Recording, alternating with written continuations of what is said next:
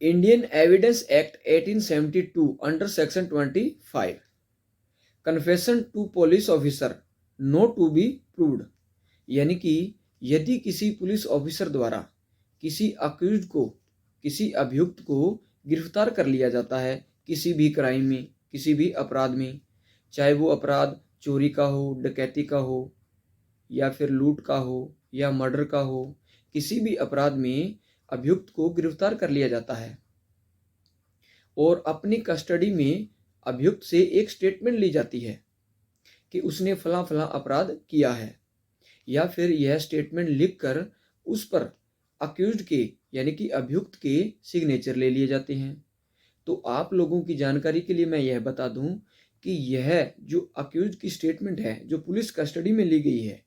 यह कोर्ट में as an evidence admissible नहीं होगी, एडमिसेबल नहीं मानी जाती।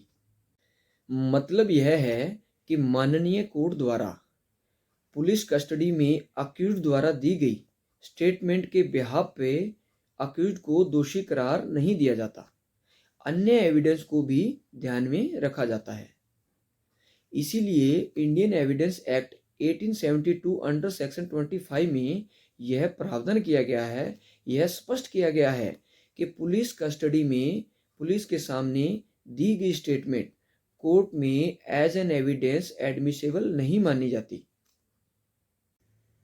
क्योंकि पुलिस ऑफिसर द्वारा अभियुक्त की स्टेटमेंट, अपनी कस्टडी में एक अभियुक्त की स्टेटमेंट अभियुक्त को डरा धमका कर भी ली जा सकती है, उसे थ्रेट पहुंचाकर भी ली जा सकती है। इसीलिए इस सेक्शन में प्रावधान किया गया है कि अक्यूज्ड की statement as an evidence court में एडमिसेबल नहीं मानी जाएगी।